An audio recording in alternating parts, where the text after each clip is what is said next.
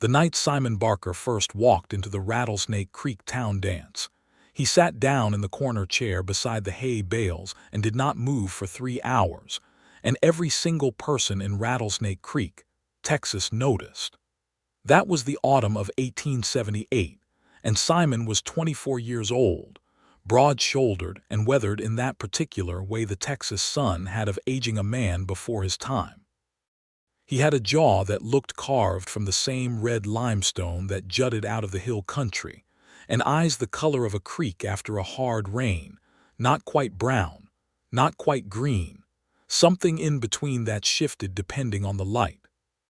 He wore his hat low and his collar buttoned high, and he sat in that corner chair with his long legs stretched out before him and his boots crossed at the ankle, and he watched every couple spin across the plank floor of Miller's barn with an expression that was difficult to name. It was not sadness, exactly.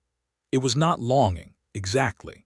It was something quieter and more private than either of those things, something that lived behind his eyes rather than on his face.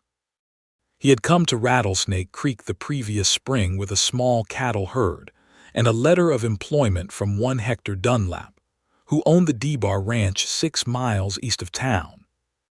Simon had ridden for other men's brands since he was 17, working the Texas Panhandle first, then a stretch through New Mexico territory where the land was so dry it cracked like old leather, then back down through the hill country until he ended up in Rattlesnake Creek with dust on his boots and $38 in his pocket. He was a good cowboy, everyone said so, even the men who barely spoke to him. He could work cattle from sunup to sundown without complaint, could track a stray across broken limestone, could read weather in the color of an evening sky. What Simon Barker could not do, or would not do, was dance. The fiddler that first night was old Carl Weber, who played with one eye closed and one foot stomping, and the music lifted through the barn rafters and out into the October sky, and couples moved across that floor in a state of uncomplicated joy, and Simon watched them all with those Rain Creek eyes and never stood from his chair. Men tried to pull him up. Bobby Dunlap, Hector's nephew, a boy of 19 with too much energy and a talent for getting on people's nerves, grabbed Simon's arm around midnight and said, "Come on, Barker, there is no point sitting alone at a dance." And Simon smiled politely and said, "You go on ahead." And that was the full extent of his participation in the social life of Rattlesnake Creek that evening. It became a tradition. Every 6 weeks or so, when the town held its regular dance, sometimes in Miller's barn, sometimes in the church fellowship hall when the weather turned bitter, Simon Barker would appear. He would arrive before the music started. He would find the same corner or a corner very much like it and he would sit. He watched, he drank a single cup of whatever was being poured, he nodded politely to anyone who caught his eye, and at the end of the night he walked back to the D-Bar without having once set foot on the dance floor. No explanation, no apology, just presence and stillness year after year, while the rest of Rattlesnake Creek swung and stomped and laughed. People speculated, as small towns do. Some said Simon had been jilted before he arrived, that there was a woman somewhere in the Panhandle whose name he could not hear without going pale. Others said he had a bad leg from a horse fall and was too proud to let anyone see him limp. Old Martha Purcell, who ran the dry goods and knew everything and shared most of it, claimed Simon Barker was simply the saddest man she had ever seen in 63 years of watching people, and that some sadness was too deep even for fiddle music. Bobby Dunlap insisted Simon was just contrary and liked the attention of not dancing, which was probably the least generous interpretation but not entirely without logic. The truth, as it usually does, lived somewhere quieter than any of the theories. Simon's mother had died in the autumn of 1871, when he was 17 and still living on the family's small spread near Lampasas. She had been taken by fever in 3 days flat, and the last night before she passed, she had asked Simon to dance with her in the kitchen the way they used to when he was a boy, her humming some old hymn while he stood on her feet and learned the steps. He had not been able to do it. He had taken her hands and looked at her face, and something inside him had locked like a rusted gate, and he had said, "Not tonight, Mama, you need your rest," and he had left the room. She was gone before morning. He never got another chance. He carried that particular regret the way a man carries a stone in his boot, always there, always the same shape, an ache so familiar it had almost stopped feeling like an ache at all. He sat at the dances because he refused to entirely remove himself from life. He would not hide. He would not stay home. But the floor itself, the act of stepping out and taking someone's hands and moving to the music, that belonged to something he had broken and could not fix. Or so he believed for 7 years. The winter of 1884 arrived in Rattlesnake Creek with a particular ferocity that the old-timers said they had not seen since before the war. The norther blew down from the panhandle in early December and did not fully release its grip until late February, and by the time March rolled in with its first cautious warmth, the town was ready to celebrate with unusual enthusiasm. The spring dance was scheduled for the last Saturday of March, and by all accounts, it was going to be the biggest one Rattlesnake Creek had held in years. It was also the week that Eudora Wells arrived on the southbound stage from Abilene. She stepped down from that coach onto the main street of Rattlesnake Creek on a Wednesday afternoon, and she carried one brown leather trunk, a carpetbag that looked like it had been through a war, and a posture that suggested she had not come to ask anyone's permission to be here. She was 26 years old, which put her almost exactly 2 years younger than Simon, with dark hair the color of good coffee pinned up beneath a practical hat, and brown eyes that took in the street, the storefronts, the dust, and the distant cattle-dotted hills with the same calm, assessing look. She wore a wool traveling coat over a blue dress, and there was something about the way she stood on that street, neither uncertain nor defiant, just solidly, quietly present, that made 3 separate people stop and look at her for a moment longer than was strictly polite. Eudora Wells was a schoolteacher. She had been hired by the Rattlesnake Creek School Board through correspondence over the previous 6 weeks, following the departure of the previous teacher, a young man named Phillips who had apparently decided that the frontier life was not agreeable to his constitution. Eudora came from a teaching family in Abilene. Her father had run a school there for 20 years before his health failed, and she had been teaching in a small school outside Abilene for 3 years. When the letter came from Rattlesnake Creek School Board offering the position, she had read it twice, looked out the window at the familiar Abilene landscape, folded the letter carefully, and written back within the hour accepting the job. She was not running from anything. That was important, and she knew it was important because several people in Abilene had assumed she must be.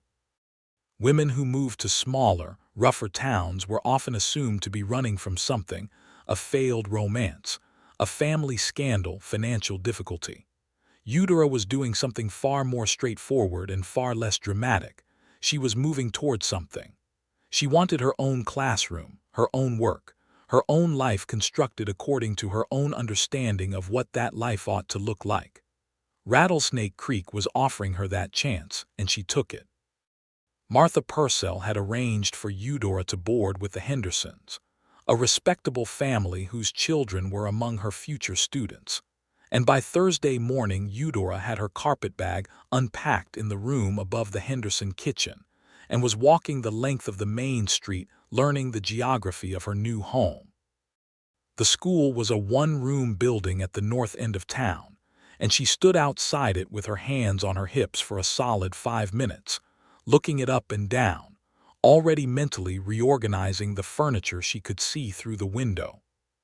She met the town in the way small towns meet newcomers, a steady stream of introduction and assessment, each person she encountered folding their impression of her into the general collective understanding of who she was going to be in this place.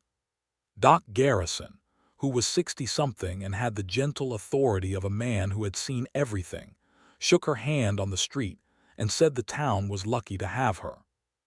Clara Henderson, her landlady, told her everything she needed to know about the town's social architecture in one long, enthusiastic monologue over dinner Thursday evening. The school board chairman, a heavyset rancher named Aldous Fitch, came to formally welcome her on Friday morning and stayed 45 minutes longer than he intended because she asked good questions. Nobody mentioned Simon Barker to her directly that week. His existence was simply one of those facts she absorbed through the general atmosphere of the town, the way you learn which boards creak in a new house without anyone specifically pointing them out. The spring dance was 2 days away when Eudora heard his name for the first time in a context that meant anything. She was in the dry goods with Clara Henderson, looking at fabric for a new curtain for the schoolroom window, when Martha Purcell launched into what Eudora would later recognize as one of her standard social briefings, a comprehensive update on the current state of Rattlesnake Creek's human drama, delivered with the precision of a military report. "The dance will be good this year," Martha said, measuring calico with a yardstick. "People are ready after that winter. You will see everyone there, Miss Wells. It will be the fastest way to meet the whole town at once." She paused, the yardstick resting against the fabric. "Everyone except Simon Barker, of course. He will be there, but you will not exactly meet him, not in the way you meet people at dances." Clara Henderson made a sound that was half agreement and half fond exasperation. "7 years," she said, "and that man has not danced once." Eudora looked up from the bolts of fabric. "7 years of attending the dances." "Every single one," Martha confirmed, folding the calico with practiced efficiency. "Sits in the corner, watches, drinks his 1 cup of cider or whatever is on offer. Goes home, does not dance, does not ask anyone to dance, does not accept anyone's invitation to dance. We have stopped trying." She seemed to regard this as an interesting natural phenomenon rather than a social failing. "He is a good man, Barker is, works hard, honest, quiet, just will not dance." "Perhaps he simply does not enjoy dancing," Eudora said, which was a reasonable observation.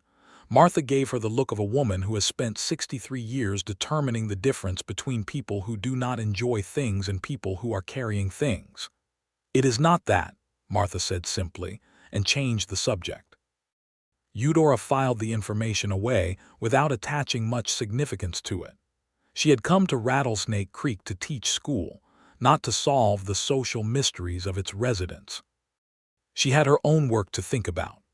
The night of the dance arrived with a warmth that felt like a gift after the long winter, the kind of March evening where the air smelled of turned earth and new grass, and the sky stayed light until nearly 8 o'clock.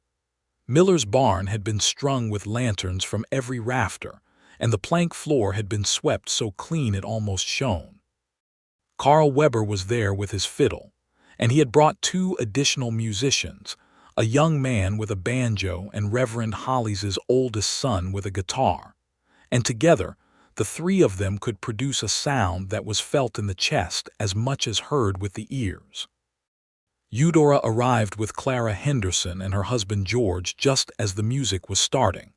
She wore her best dress, a deep green wool that she had bought in Abilene the previous autumn and saved for important occasions, with her dark hair down from its daytime practicality, and arranged with a care she did not bother to apologize for. Several people she had already met came to greet her, and she was drawn immediately into the social life of the room, dancing the first reel with George Henderson, because he offered his hand with such genuine gallantry that refusing would have been unkind, then passing through a series of introductions and conversations that were the ordinary pleasures of a town learning a newcomer. She saw Simon Barker about an hour in.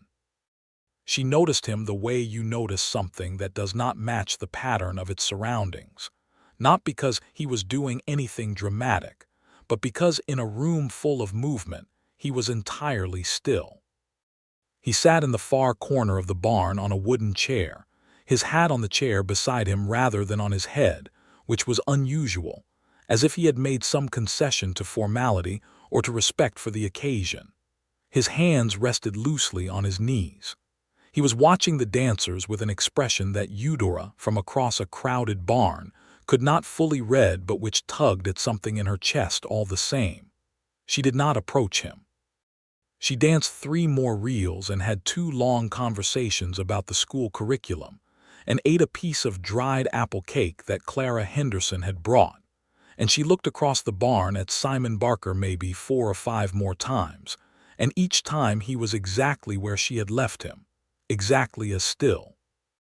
Bobby Dunlap, who had turned 25 now and had lost none of his energy in the intervening years, appeared at her elbow around 9 o'clock and asked her to dance, and she said yes because the music was good, and there was no sensible reason to say no. Bobby was an enthusiastic if not particularly skilled dancer, and he talked continuously through the reel, and somewhere in the middle of it he said, "See that fellow in the corner? That is Simon Barker. He has sat in that corner every dance since before you can remember." Martha Purcell mentioned him, Eudora said, turning under Bobby's raised arm as the dance required. "Good man," Bobby said, with what sounded like genuine respect underneath the amusement. "Best hand my uncle ever had. Quiet as a stone fence but trustworthy as sunrise. Just will not dance." He shook his head. "I used to give him grief about it, but I have given up." "Good," said Eudora, which was not the response Bobby expected, and he laughed uncertainly and the reel ended. She thought about Simon Barker on the walk home with the Hendersons, under a sky absolutely crowded with stars. She thought about the look on his face, not quite sadness, not quite longing, something quieter than either. She thought about Martha Purcell saying, "It is not that," with such certainty. She thought about the way a person could sit in the same corner for 7 years and still keep coming back, which was either stubbornness or something she did not have a word for yet. She started school on Monday morning with 14 students ranging in age from 6 to 15, and the work of it swallowed her completely in the best possible way. She loved the work. She loved the logic of it, the daily problem of meeting 14 different minds where they were and moving them forward, the small victories of a child suddenly understanding a thing they had not understood the day before. She stayed late at the schoolhouse most evenings, organizing, planning, repairing the cracked binding on 2 of the reading books with a pot of paste she made herself. She crossed paths with Simon Barker for the first time on a Thursday afternoon, 3 weeks after the spring dance. She was walking back from the schoolhouse along the main street when she heard the sound of a horse in distress, a high, sharp cry that cut through the afternoon air and made her stop in her tracks. Outside the livery stable, a large roan horse was backing in panicked half-circles, eyes white and wide, foam beginning at its mouth. 2 men were trying to get near it, and neither was having any success.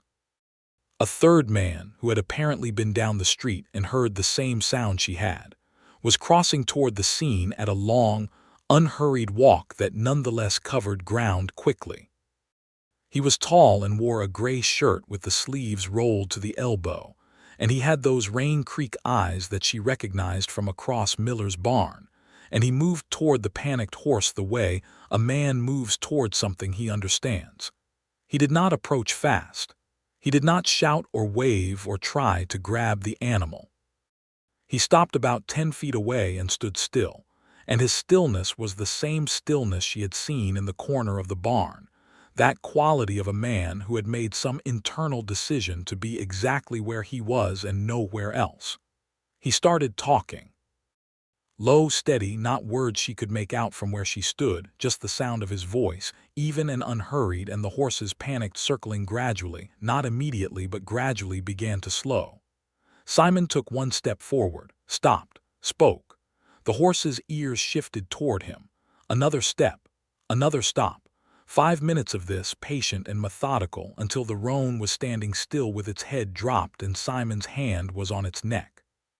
The 2 men who had been trying to manage the horse looked at each other with the expression of people who have just witnessed something they cannot entirely explain. Eudora realized she had not moved an inch in 5 minutes. Simon noticed her then. He looked up from the horse and his eyes found her on the street, and there was a brief, unguarded moment where he looked almost startled, as if he had forgotten the rest of the world existed during the business with the horse. He nodded to her with the polite brevity of a man who is not sure what else to do, and she nodded back, and he handed the roan's lead rope to the livery man and walked off down the street without another word. She found herself thinking about that nod for longer than was reasonable. The next time she saw him was 2 weeks later at the general store. She was buying chalk and he was buying a quantity of rope and whatever hardware he required for the D-bar, and they ended up standing next to each other at the counter while Mr. Andrews, who ran the store, disappeared into the back room to locate something. The silence between them was the kind that demanded either company or dissolution, and Eudora, who had no patience for unnecessary awkwardness, chose company. "You handled that roan well," she said. "I saw you from the street."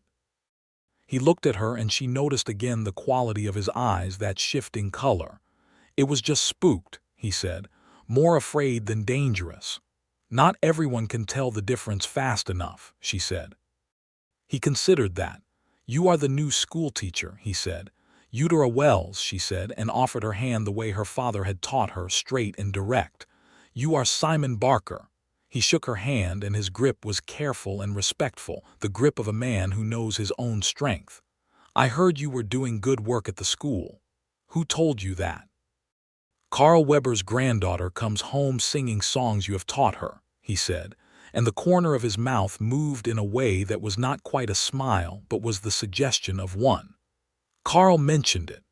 Mr. Andrews came back with the hardware, and the transaction of the store resumed, and they did not speak again that day.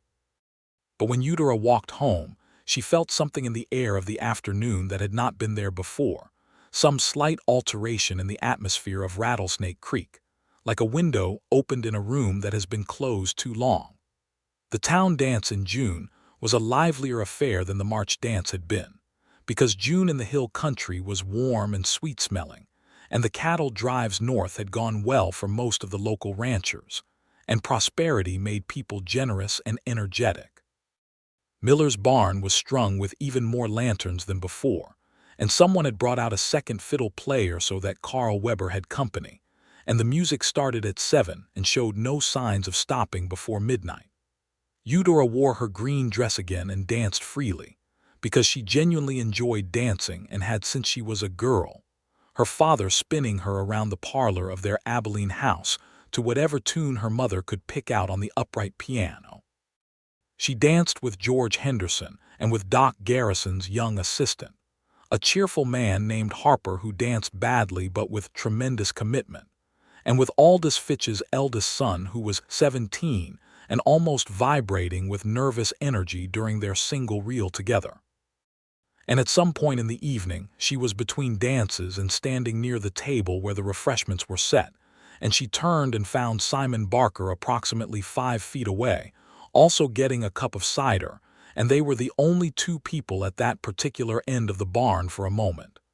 "Good evening," she said. "Good evening," he said. She looked at him directly. She had a habit of directness that unsettled some people and which she had no intention of correcting, and said, "Do you enjoy coming to these dances?" It was not the question he expected. She could see that in the slight pause before his response. "I do," he said, and the answer sounded genuine, carefully meant. "I like the music, but you do not dance." Another pause. His eyes were a darker green than brown tonight in the lantern light. "No," he said, "I do not dance." She did not ask him why. She had thought about asking him why and decided against it, because some questions earn their answers and some do not, and this was not the time for that one. She simply said, "The music is very good tonight," and he said, "Carl has a new bow string," as if that explained the improvement, and she laughed because it was such a specific and sensible observation, and the laugh seemed to surprise him, not unpleasantly, but genuinely, as if he had not expected that particular sound from that particular direction. They stood there a little longer than the exchange of pleasantries required, talking about the music and Carl Weber's history with the fiddle, and the fact that the church fellowship hall had a better floor for dancing, but that Miller's barn had better atmosphere. It was an easy conversation. the kind where you are not performing anything, just thinking out loud in company. When Clara Henderson came to pull Eudora back onto the dance floor for a reel, Eudora went, and she did not look back, but she was smiling as she took Clara's hands. Simon watched her go and stayed in his corner for the rest of the evening. The summer of 1884 moved through Rattlesnake Creek with the particular heat and bustle of a prosperous year. Eudora ran her school with increasing confidence, adding a second reading group and beginning a rudimentary science study that involved the children cataloging local plants and insects, which they found enormously exciting. She had established herself in the town not as an outsider making herself at home, but simply as a resident, belonging there as naturally as the limestone hills belonged on the horizon. She was known for her directness and her humor, and the fact that she never spoke dismissively of anyone's children to their faces or behind their backs, which last quality endeared her to every parent in town. She and Simon Barker continued to encounter each other in the way people in small towns do, at the general store, on the street, at the various social occasions that punctuate a frontier town's calendar. They had a habit now of stopping to talk when their paths crossed, conversations that started practical and drifted somewhere more interesting. He told her once about a drive he had made years before through the Davis Mountains, describing the country with such precise and quiet attention that she felt she had been there herself. She told him about the school in Abilene where she had trained, and about her father's philosophy that education was not something you gave children but something you helped them find in themselves, which made him go quiet for a moment and then say that sounded right to him. He was not an easy man to know. He had a way of deploying silence that was not unfriendly but was impenetrable, a quality of reserve that she suspected most people mistook for coldness. She did not make that mistake.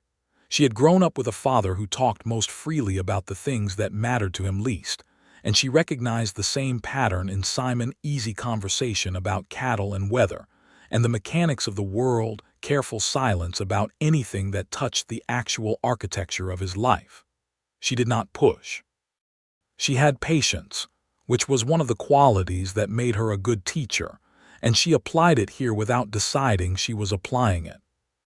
August brought a problem that briefly consumed the whole town.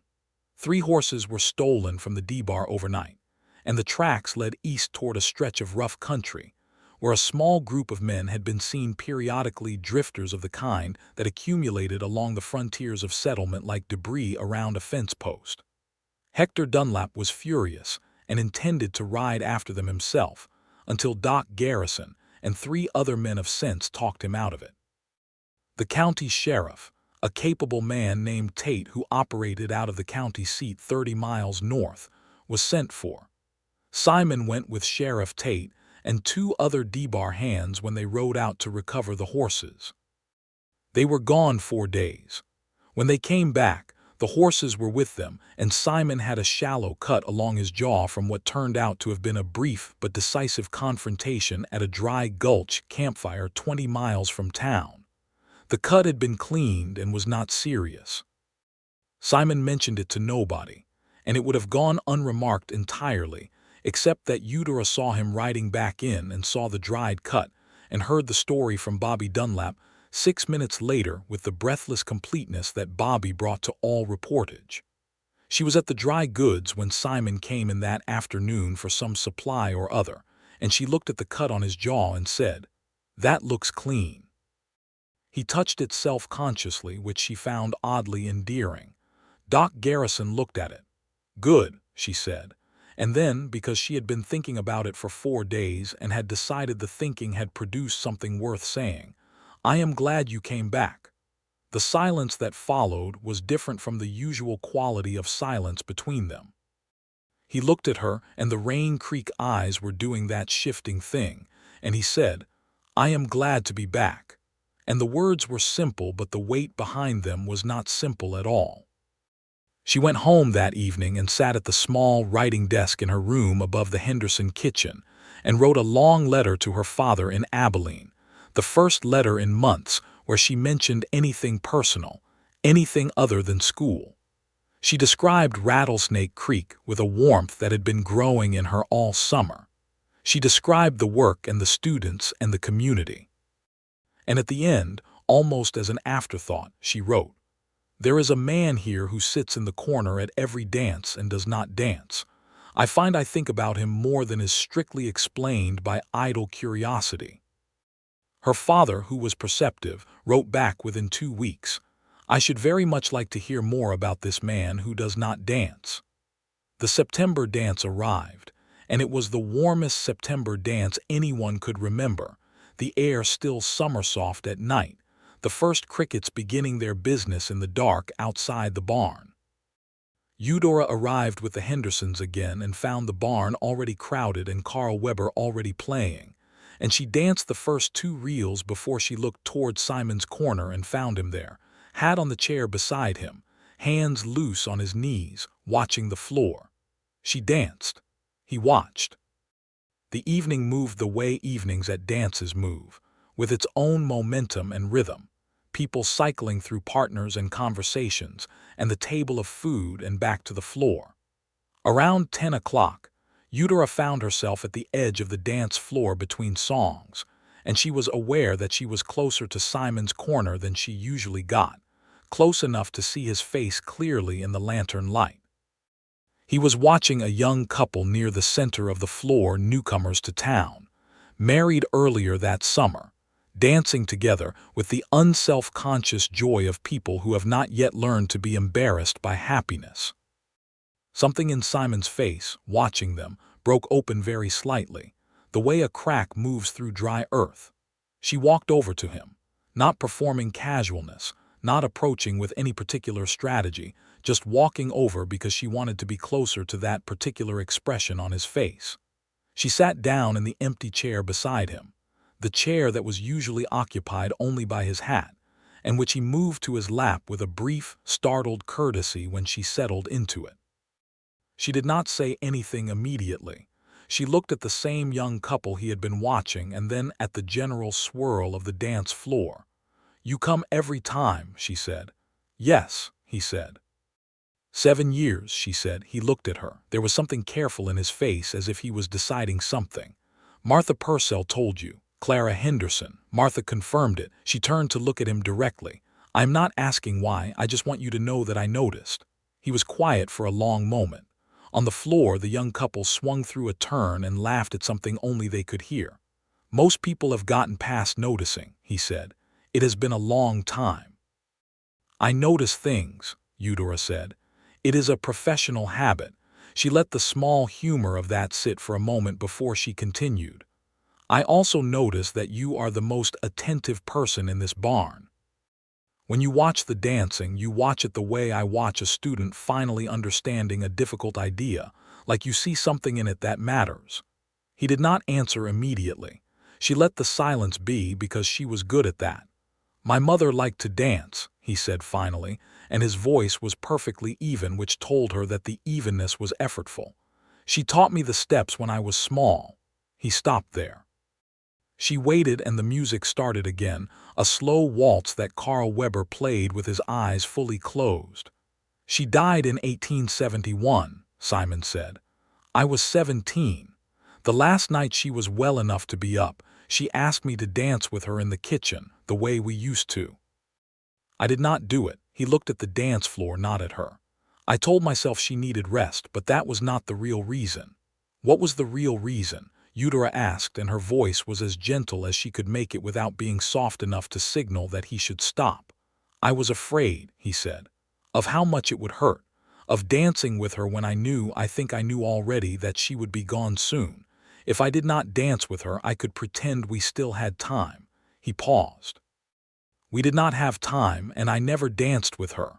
The waltz continued above them, Carl's bow moving slow and sweet over the strings. "So you come to every dance," Eudora said quietly, "and you sit. And you watch." "I do not deserve to dance," he said, and the simplicity of it was devastating, the way a simple, long-held belief always is when it finally comes out into light and air. "I know I know how it sounds. It is not logical." "No," she agreed, "it is not logical, but it is human." She looked at him. "You were 17 and you were frightened and you made a wrong choice in a terrible moment. That is not a sin that requires 7 years of sitting in a corner." He turned to look at her, and the expression on his face was the one she had been seeing across the barn all these months, the not quite sadness, not quite longing. And now that she was close enough, she could see what it actually was. It was grief mixed with love, mixed with the particular stubbornness of a person who has decided that their own unhappiness is a form of faithfulness. "You do not know that," he said, not unkindly. "I know it as well as I know anything," she said. "My father taught school for 20 years, and the one thing he taught me above everything else was that we do not grow by staying still in our guilt. We grow by moving." She held his gaze. "Your mother taught you to dance because she wanted you to have something you could keep." Simon Barker looked at Eudora Wells in the lantern light of Miller's barn, with Carl Weber's waltz moving through the rafters, and for the first time in 7 years something shifted in him in a way that was not entirely unwelcome. Something that had been locked for so long it had almost forgotten what locking meant. He did not answer her, but he did not look away. The dance ended an hour later, and they walked out into the September night together, which was not planned, just the way a thing sometimes happens when two people stand up at the same time. Outside the barn the air was cooling and the sky was that deep blue that comes before full dark, the first stars just beginning. They stood there a moment on the packed earth outside the barn door, not ready to separate and not quite sure what to do about that. "Thank you," he said, "for saying what you said." "It is true," she said simply. "That is usually why I say things." Something moved across his face that was closer to a full smile than anything she had seen from him before, brief and unguarded, and it transformed the carved limestone quality of his face into something warmer and more open. She felt it like a change in air temperature. "Good night, Miss Wells," he said. "Good night, Simon," she said, and used his first name deliberately and watched him notice. She walked home with a sky full of stars above her and a feeling in her chest that was warm and certain and not entirely surprising. October and November carried the relationship forward in the incremental and definitive way of things that are genuinely growing. They took to walking together on Sunday afternoons, which was not planned initially, but became a pattern so naturally that neither of them stopped to consider making it official. They would find each other after the church service both attended, though neither was particularly formal about faith, and they would walk north along the creek that gave the town its name, through the live oaks and the limestone outcrops, and they would talk in the easy, wide-ranging way they had been developing since the summer. He told her about growing up near Lampasas, about his father who had been a decent man with a talent for bad luck, about the years of riding across the territories that had given him a landscape to live in when he was between jobs. She told him about Abilene and her father's school, and the particular quality of a childhood spent around books and ideas, which she recognized now as both a gift and a kind of sheltering that had taken her years to step out from under.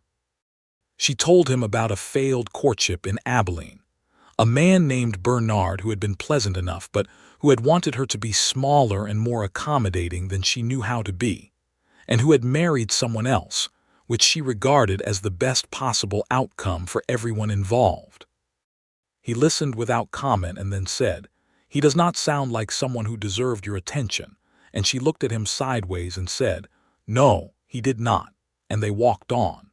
The November dance was the first one where something was genuinely different. She had been thinking about it since the September conversation, thinking about it with the careful attention she brought to anything that mattered to her. She had no agenda beyond the one she acknowledged to herself. She wanted him to dance. Not because she had decided it would fix him, or because she had some theory about what the dancing would accomplish. Simply because she had come to care about him with a depth that surprised even her careful self-knowledge, and the sight of him sitting in the corner, while the music played, was something she no longer wanted to accept as simply the way things were. The night was cold, the first real cold of the season, and Miller's barn was warm with body heat and lantern light in the way only a crowded barn in November can be. Eudora wore her green dress and a new wool shawl she had bought from Martha Purcell's dry goods the previous week, deep burgundy, the nicest thing she had bought for herself in a year. She danced early in the evening and enjoyed it and thought about Simon sitting in his corner. An hour into the evening she found him where she always found him, hat on the chair beside him, hands on his knees, watching. She walked to him without any performance of indirection and stood before him and said, quietly enough that only he could hear under the music, "I would like to ask you something." He looked up at her. The lantern light caught the green in his eyes. "All right," he said. She held out her hand. "Will you step outside with me for a moment?" It was not what he expected. She watched him consider it, watched something move behind his eyes, not resistance exactly, but a kind of careful weighing, the look of a man checking whether the ground will hold his weight. Then he picked up his hat from the chair beside him and stood, and the fact of him standing was already something, already a departure from 7 years of stillness. They went out through the barn side door and stood on the outside of Miller's barn under the November stars, and the music reached them even out here, muffled but warm, Carl Weber playing a slow reel that was just on the gentle side of fast. The air was cold and clear and the stars were extraordinary, the kind of sky you only get far from any city, a sky so crowded with light it almost made noise. They stood there a moment and she turned to face him and she said, "I have been thinking about your mother." He was still. "So have I," he said, "more than usual since September." "I think," Eudora said carefully, "that she would not want you to be in that corner. I think the reason she taught you to dance was precisely so that you could be out here instead." She gestured not at the barn but at the sky, the night, the general everything of being alive. "I think dancing with someone is not a betrayal of her. I think it might be the opposite." He was quiet. The music reached them through the barn wall. "I am not asking you to go back in there and dance in front of everyone," she said. "I am asking you to dance with me out here, where it is just you and me and whatever you need it to be." Simon Barker stood under the November stars with Eudora Wells standing before him with her hand out and her brown eyes steady and honest, and he felt the locked gate inside him strain at its hinges. "I do not want to carry this anymore," he said, and the words came out rough, not entirely controlled, the words of a man surprising himself. "Then put it down," she said. He took her hand. The music came through the wall, quiet and warm. A slow waltz now because Carl had a gift for knowing the mood of the room even from the other side of a plank wall.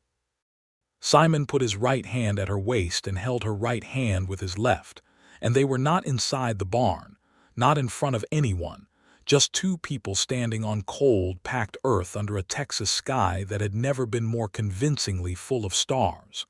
They danced. It was not graceful at first, not in the way of people who have done this easily for years. He was careful in the way of a man remembering something long untouched, his steps deliberate, his hand at her waist holding on with a gentleness that felt like it was working hard. But the music was patient and so was she, and after one turn and then another something eased in him, and the steps came back the way physical memory does, rising up through the body from wherever it had been waiting. He led her through a full circle in the cold air, and then another, and his hand at her waist relaxed into something less like careful holding and more like belonging. She did not say anything. She did not need to. He danced with her under the stars outside Miller's barn, and above them the sky wheeled in its slow November arc, and inside the barn the fiddle played on, and 7 years of sitting in corners came quietly to their end. When the music changed to something faster, they stopped. They were still close, the way you are when you have just danced together and neither of you has stepped back yet. He was looking at her and she was looking at him, and the thing that had been growing between them all these months was entirely present and entirely undeniable. "Eudora," he said, and just her name said like that was its own complete sentence. "I know," she said. "I know." He kissed her. It was slow and certain and unhurried. The way Simon Barker did everything that mattered with full and careful attention.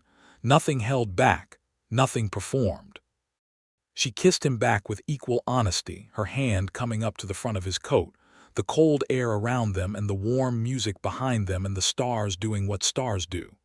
When they separated, she was smiling and so was he, a real smile, the full version, and it made him look younger and lighter and more himself than she had ever seen him. "I have been wanting to do that since approximately July," she said. He laughed.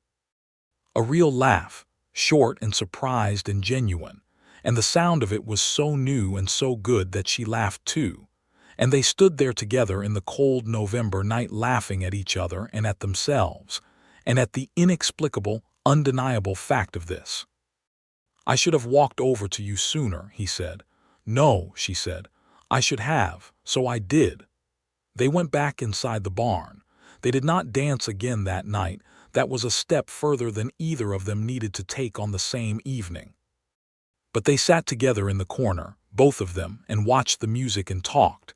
And when people noticed, because small towns notice everything, the general response was a warmth and a kind of collective exhale, as if the town had been holding its breath about Simon Barker's corner for 7 years and could finally let it go. Martha Purcell watched them from across the barn with the satisfied expression of a woman who has been waiting for a natural fact to assert itself. Clara Henderson saw them and squeezed George's arm and said nothing, which was very unlike her, and spoke to the depth of her feeling on the matter. December arrived with its cold and its particular quality of anticipation, and Simon and Eudora were by now as clearly a pair as anyone in Rattlesnake Creek, which meant the town treated them as such with the friendly and relentless interest that was simply part of the social life of a place where everyone's business was, to some extent, everyone else's business. They managed this with good humor. Eudora had enough directness to deflect idle speculation without being unkind, and Simon had enough reserve to make it clear that certain questions were not going to be rewarded with answers. They spent their Sunday afternoons walking along the creek, their conversations deepening in the way conversations do when two people have decided to trust each other with the parts that matter. He told her more about his mother, not just the circumstances of her death, but the person she had been, her laugh, her habit of naming every animal on the property, her particular way of reading the Bible not for rules but for stories. He told her about the grief of the year after, working his father's failing spread alone through the first winter, and knowing by spring that there was nothing to save there, that he would have to ride out and make something else. He told her these things without drama, in the level way he told everything, but she could hear what was underneath the level telling, and she held it carefully. She told him about her own uncertainties, the fear she had carried into Rattlesnake Creek that she was building a life too much in her own head, too much in the clean architecture of work and competence, without enough room for the parts of life that could not be organized. She told him she had sometimes wondered if she was too particular, too clear-eyed, too unlikely to accept the comfortable fictions that made some relationships easier. He listened to this with that complete attention that was one of the qualities she had come to rely on, and then he said, "Those are not flaws," in a tone that permitted no argument, and she believed him. Christmas that year was the first Christmas in many years that Simon Barker spent in company. Hector Dunlap's family had always included the single hands at the D-bar in the Christmas dinner, and Simon had always attended and been grateful and returned to the bunkhouse relatively quickly thereafter. This year he attended the Henderson Christmas as well, where Eudora was of course present, and which was a large and noisy affair with the Henderson children and their cousins and several other families. And Simon sat in the middle of the noise and warmth with a look on his face of a man quietly receiving something he had not expected to receive, and did not know quite what to do with except to be grateful. After dinner, when the children had gone to bed, and the adults were sitting around the Henderson sitting room with cups of coffee and the comfortable exhaustion of a good day well spent, Eudora sat beside Simon on the sofa, and his hand found hers in the easy, natural way of a thing that had been true for long enough to stop being remarkable. George Henderson watched this from across the room and said, quietly enough for only his wife to hear, "I think that man is going to ask her to marry him soon." Clara Henderson said, "He had better. The whole town will go mad if he waits much longer." In January, Simon Barker rode into town on a Wednesday morning, not his usual day. He usually came on Saturdays, and went directly to Martha Purcell's dry goods, where he knew Eudora sometimes came on Wednesday afternoons to buy supplies for the schoolroom. He waited, which was something he was better at than most people, and she arrived at 4 o'clock with a list in her hand, and saw him by the bolts of fabric and knew immediately that something was different. He had the look of a man who had made a decision and was committed to it. Martha Purcell read the room with impressive speed and found urgent business in the back of the store. "I wanted to ask you something," Simon said. "All right," she said, and waited. "I'm going to ask Hector Dunlap if I can take on a piece of the south section of the D-Bar on a lease arrangement," he said. "I have saved enough to buy a small herd of my own. Within 2 years, if the cattle market holds, I could have my own spread. Small, but mine." He looked at her directly. "I am telling you this because it is relevant to something else I want to ask." She was very still, the way she got when something important was happening. "I would like you to marry me," Simon said, and the simplicity and directness of it, delivered with those steady Rain Creek eyes and without ornament or performance, was the most romantic thing she had ever heard, because it was entirely and purely him. "I would like to build something with you. I understand if you need time, and I understand if the answer is no, but I did not want to keep it to myself any longer."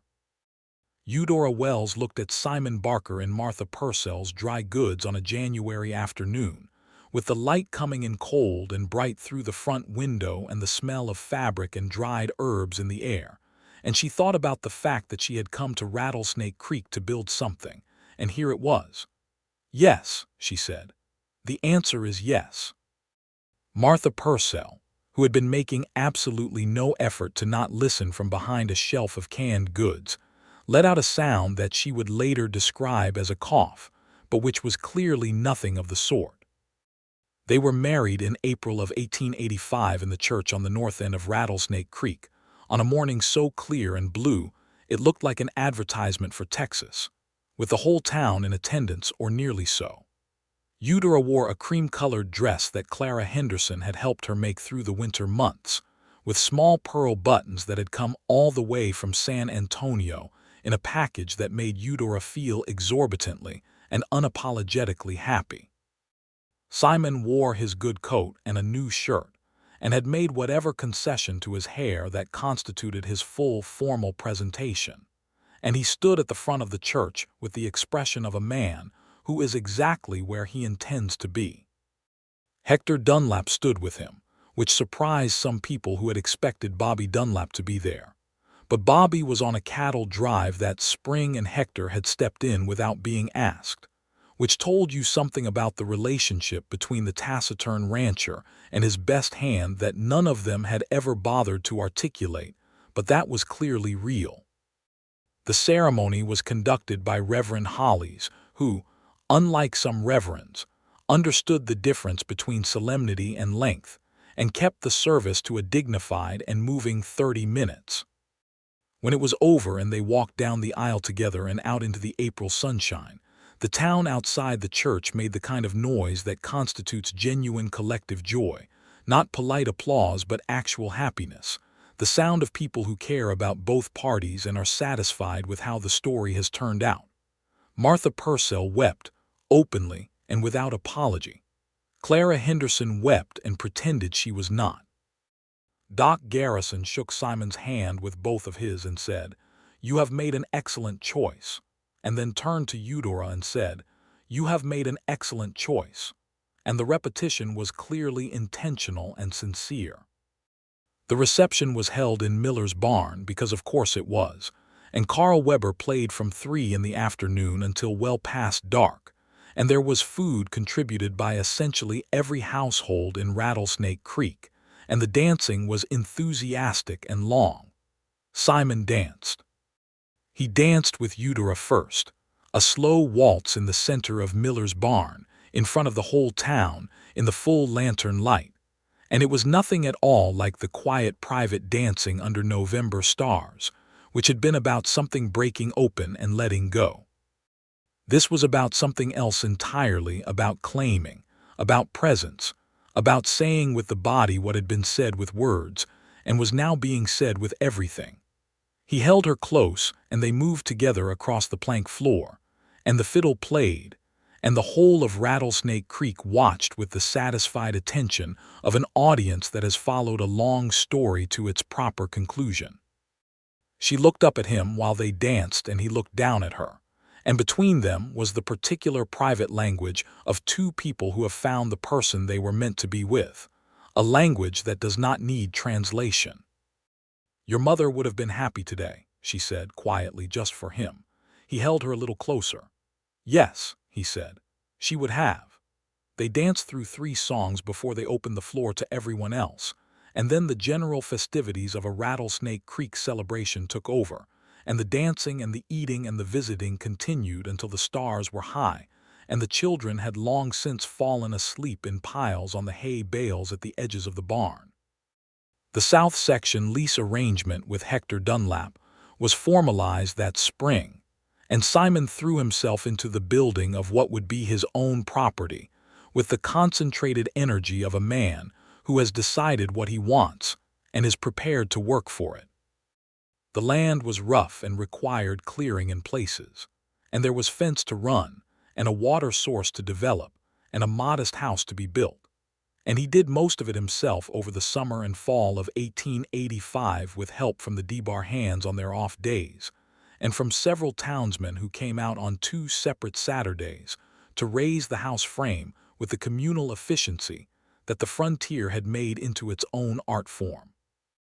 Eudora continued her school through that year and the next, because the school board needed her, and because she genuinely had no interest in stopping.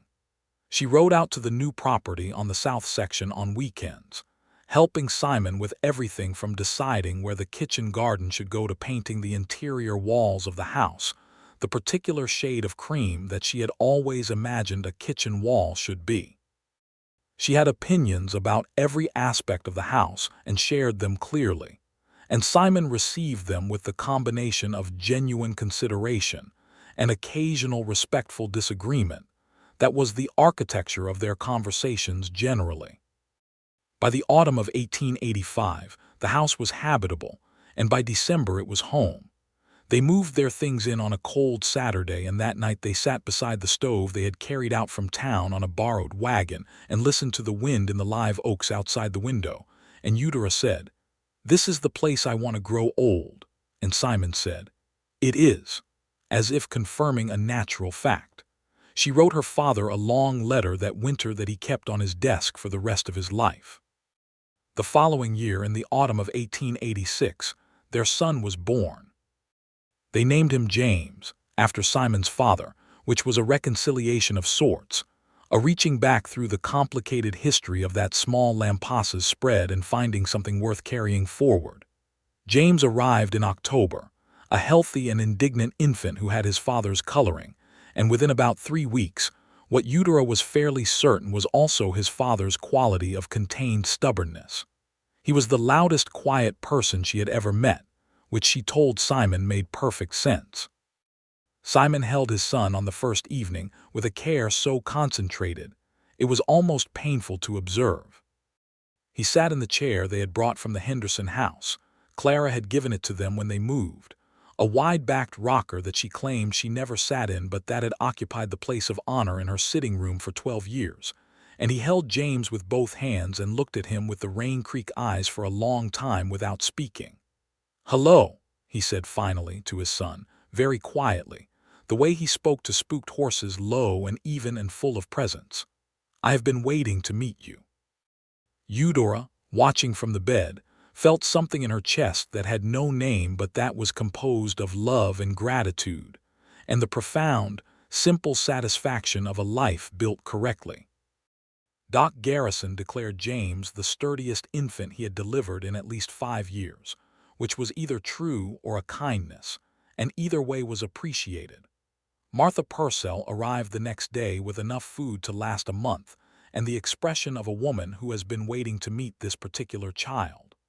Clara Henderson knitted a blanket in her spare time for 3 months and presented it with the ceremony it deserved.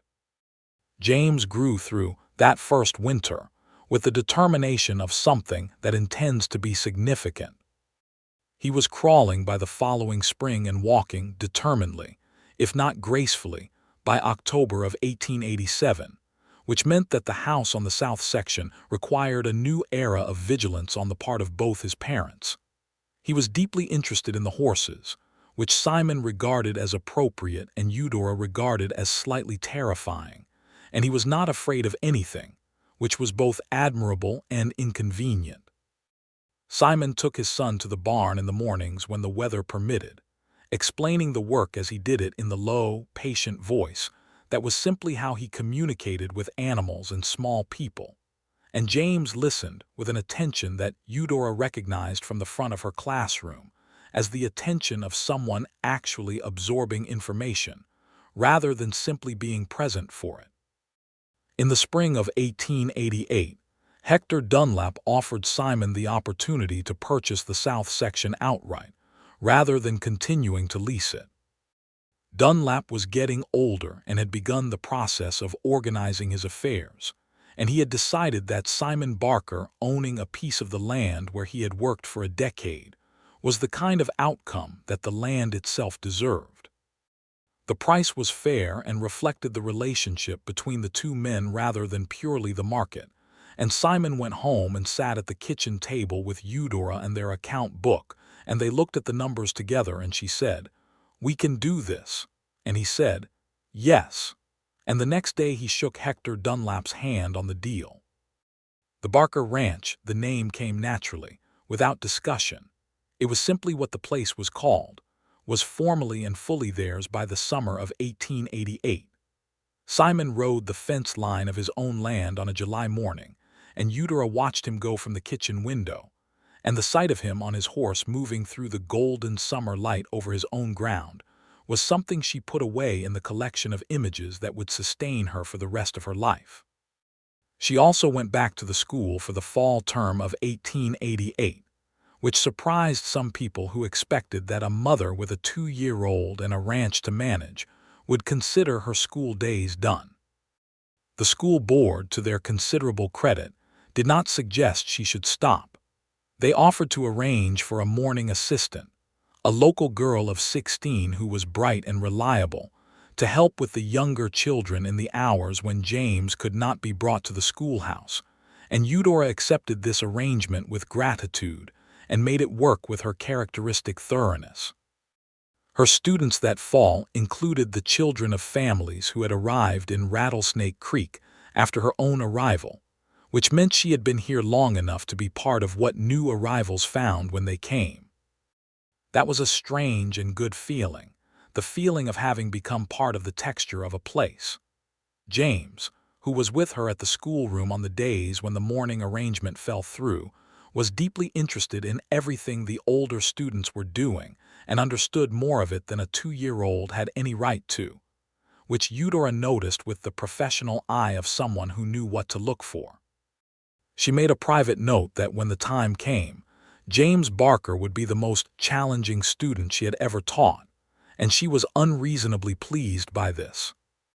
The dance in November of 1888 fell on the 4th Saturday of the month, and Simon and Eudora arrived together, which was not remarkable because they always arrived together now, and James was with Clara Henderson for the evening, and the night was cold and clear in the exact way November nights in the hill country can be when they choose to be beautiful. They danced. They danced the way they had been dancing for 3 years now, with the ease of people who have learned each other's rhythms, not only on the dance floor but in the larger, more consequential dance of daily life, the particular negotiation of two genuine and self-possessed people choosing each other continuously, and finding the choice continuously worth making. Carl Weber, who was getting older and whose bow arm ached in the cold, played the first slow waltz of the evening with his eyes closed and both feet still, just the bow and the strings, and the whole barn got quiet around the music the way it sometimes did when Carl was truly in it, and Simon and Eudora moved across the floor together, and the town watched them with the warm, proprietary affection of a community for something it feels it has witnessed and helped make. Martha Purcell, watching from beside the refreshments table, said to Doc Garrison beside her, "7 years in the corner." Doc Garrison, who had delivered James Barker and who had known Simon since the man arrived in Rattlesnake Creek with $38 and a letter from Hector Dunlap, said, "And look at him now." They looked. Simon Barker was dancing with his wife in the full lantern light of Miller's barn, his hand at her waist and her hand in his, and his face had that look, the open, lit look that had appeared when he first smiled at her 7 years ago on the outside of that same barn, the look of a man who has put down the stone in his boot and discovered that walking without it feels astonishing. "She walked over to his corner," Martha said. "She did," Doc Garrison agreed. "Best thing that ever happened in this barn," Martha said, "and this barn has seen a lot. The winter of 1888 going into 1889 was cold, but nothing like the brutal winter of 1884, and the Barker Ranch weathered it in good order. Simon had planned well, stocked the hay stores high in October, kept the herd tight and sheltered, reinforced the barn before the first northerly came through. They spent the cold evenings in the house with the stove going and the lanterns lit, Eudora reading or working on school preparations, and Simon doing the careful work of mending tack or carving the small things. A wooden horse for James, a box with a fitted lid for Eudora's letters, that occupied his hands in the hours between dark and sleep. James learned to say his father's name properly around Christmas time of 1888, and the first time he said it clearly, standing in the barn doorway with his small boots and his big coat, Simon stopped what he was doing and looked at his son with an expression that Eudora, watching from the house, could see all the way across the yard. By the spring of 1889, Eudora knew that James was going to have company.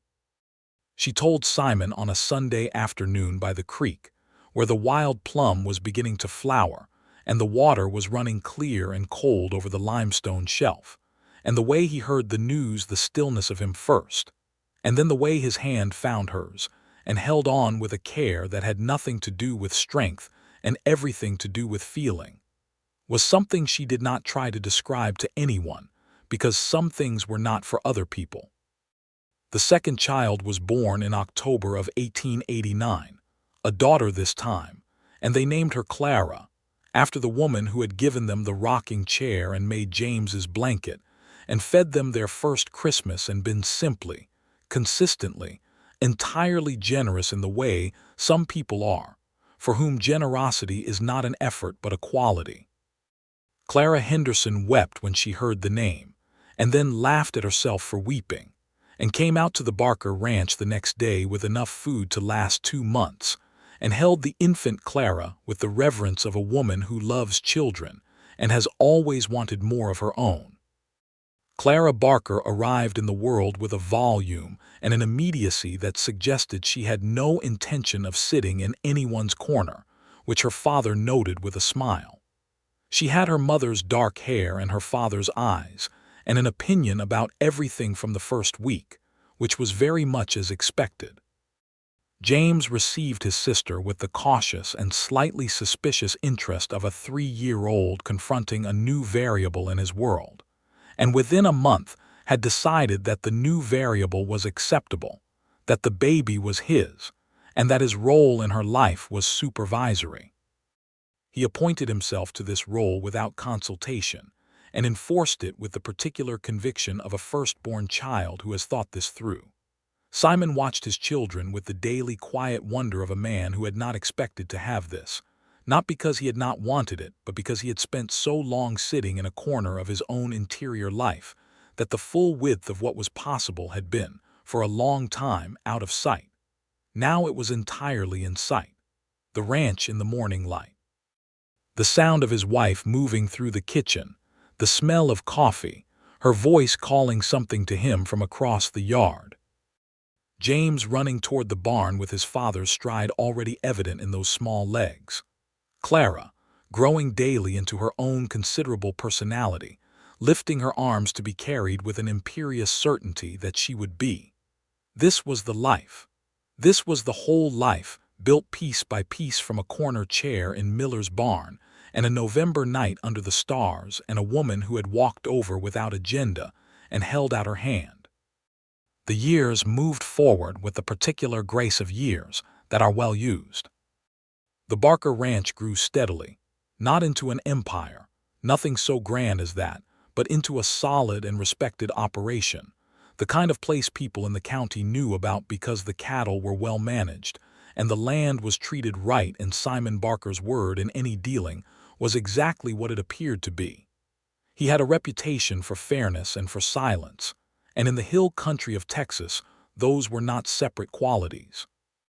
Eudora ran her school until 1892, when the arrival of a third child, another boy, born in June, whom they named Henry after Eudora's father, who had made the journey from Abilene to meet his grandchildren the previous spring, and had gone home looking 20 years younger for the experience required her to step back from full-time teaching. She remained on the school board and taught part-time through the following years, and her influence on the educational life of Rattlesnake Creek was felt long after she left the classroom entirely. Henry Wells Barker arrived with his grandfather's particular quality of attentive calm, watching everything from his first days with the same bright eyes that had characterized Eudora's father in his classroom for decades. He would grow into a reader and a thinker, the one of the three children who would spend the most time sitting with a book, which his older brother James regarded with the baffled respect of someone who admires a skill he does not share. The family that filled the house on the south section, the Barker Ranch, which had a proper sign on the gate post by 1891, carved by Simon with the same care he brought to everything, was a family in the full sense of the word. Not uncomplicated, because no genuine family is uncomplicated, but deeply and fundamentally connected, shaped by the specific gravity of two people who had chosen each other clearly, and maintained that choice through everything the years put in front of them.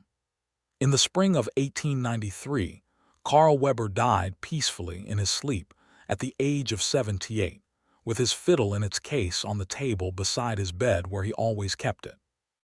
The town mourned him with the genuine and unhurried grief of a community that knows what it has lost.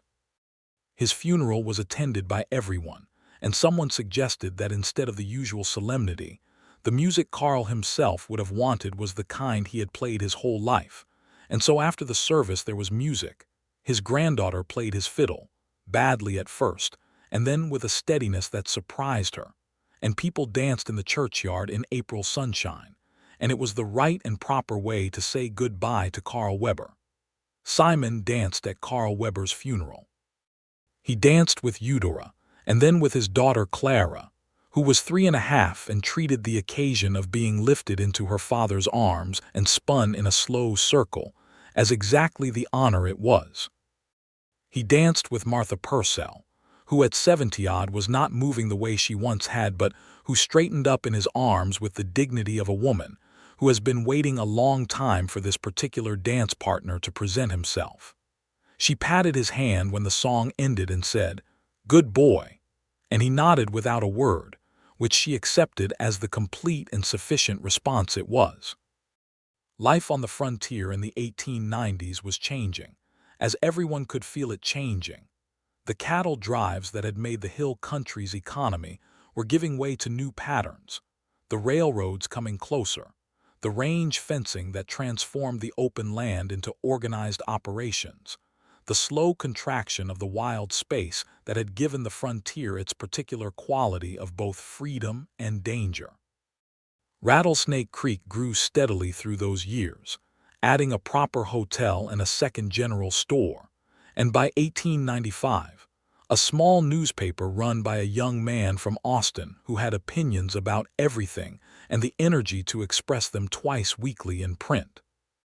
The Barker Ranch adapted to these changes the way a well-rooted tree adapts to changing weather, by being flexible in the right places and fixed in the right places. Simon understood cattle and land, and he understood that the world was not standing still around them, and he made the adjustments that the times required without losing what was essential. The ranch they built together grew into something their children would be able to hold. James Barker, who started at the school under his mother's occasional instruction and the regular instruction of the teacher who replaced her, proved to be exactly the student Eudora had predicted: challenging, hungry, and occasionally exhausting.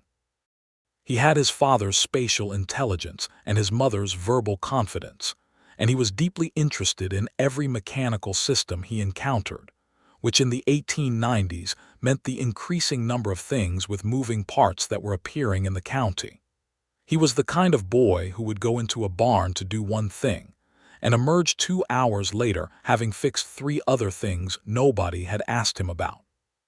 Clara, 3 years behind her brother, came into the school with her mother's directness and her father's habit of watching everything carefully before speaking, which made her seem quieter than she actually was.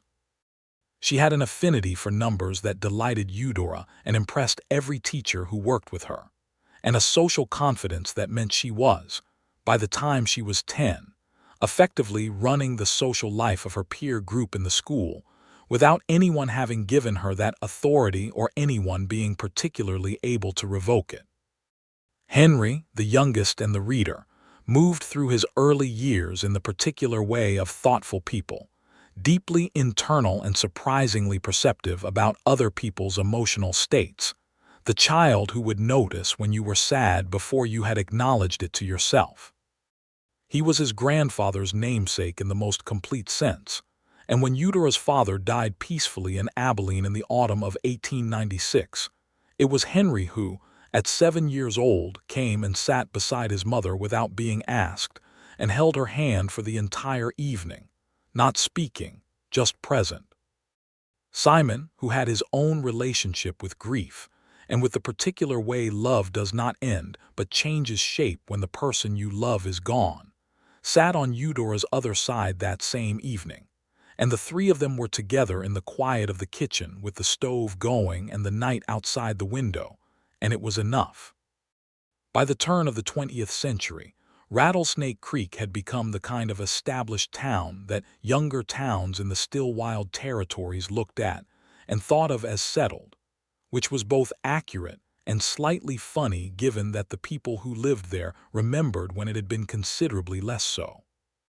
The frontier was not gone exactly, but it had been pushed back, organized, turned into something with more fixed borders, and the men and women who had built their lives in places like Rattlesnake Creek found themselves in a new kind of country that carried the old one inside it like a bone carries its original growth. Simon and Eudora Barker moved through these years as they had moved through all the others together, and steadily, with the particular unhurried confidence of people who have built something that holds. The spring dance of 1901 was held, as always, in Miller's barn, though old Miller himself was now retired, and his son ran the property. Carl Weber's fiddle was played by his granddaughter now, who had surpassed her early fumbling and become genuinely skilled, with the old man's same habit of closing one eye when she played. The barn was the same barn. The lanterns were different, kerosene now instead of the tallow lights of 20 years ago, but the quality of their light was the same, the warm gold that turned the inside of a barn into something that looked like a painting. Simon Barker sat in the corner for one song.